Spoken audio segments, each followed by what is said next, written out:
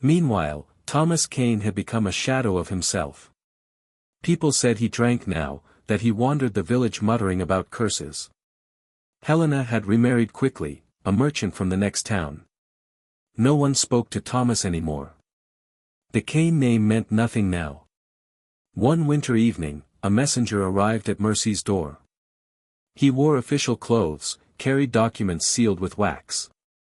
"The Kane estate is being auctioned," he said. "All lands, including the original family plot. Are you interested?" Mercy read the auction notice by firelight. The Kane lands, all of them, would be sold to cover debts. The auction was in 3 days. Peter watched her face. "That's where you lived with him, isn't it? The original cottage?" "Yes," Mercy said quietly.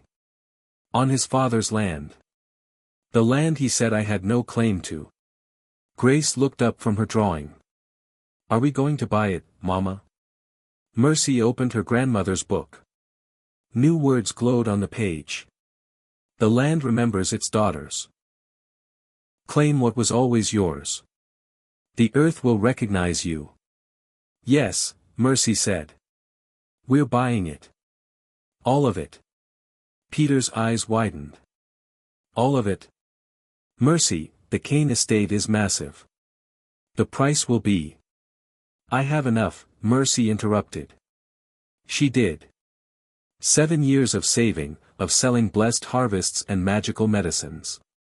She retrieved the jars from beneath the oak tree. Gold and silver clinked as she counted, more than enough. The night before the auction, Mercy barely slept. She dreamed of Thomas's face when he'd thrown her out, of Helena's mocking laugh. She dreamed of her grandmother's hands in the soil, of roots growing deep. At dawn, she dressed in fine clothes Peter had bought her. She looked like what she'd become, a successful merchant, a landowner, a woman of means. Nothing like the girl Thomas had discarded. The auction was held in the village square. Mercy arrived in a wagon, Peter beside her, Grace between them. People stared. Many didn't recognize her at first. Then someone whispered, "That's Mercy. Thomas Kane's first wife." The crowd parted. Whispers spread like fire. Thomas stood near the back, thin and haggard. His clothes were patched, his face lined with bitterness. When he saw Mercy, he went pale. "You," he breathed. Mercy didn't acknowledge him.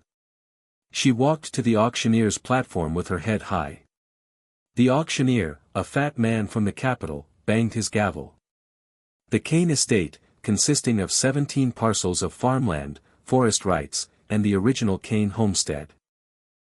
"We'll start the bidding at. I'll pay full asking price," Mercy said clearly. "In gold. Right now." The crowd gasped. The auctioneer blinked. "Madam, there's a process." "I have the gold here," Mercy continued. She gestured to Peter, who lifted a heavy chest from their wagon. "Count it if you wish. I want the sale completed today." Thomas pushed through the crowd. "No. You can't, this is Kane land. You have no right." "I have gold," Mercy said, meeting his eyes for the first time in 7 years. "That's the only right that matters." The auctioneer counted the gold. His eyes widened. "It's all here. More than enough, actually." "Then it's done," Mercy said. The papers were signed within the hour. Mercy now owned all the Kane lands, the farms, the forests, the cottage where Thomas had thrown her out. Thomas stood frozen, watching the transfer happen. Helena had heard the news and arrived just as the sale concluded. Her face twisted when she saw Mercy. "This is impossible," Thomas said hoarsely. "You were nothing. You had nothing. Where did you get this gold?" "From the earth," Mercy said simply. "The land provides for those who respect it." She turned to the crowd. Many were former neighbors who'd watched her exile. Some looked ashamed now. Others looked afraid. The cane lands are cursed, someone called out. They won't grow anything. You've wasted your gold.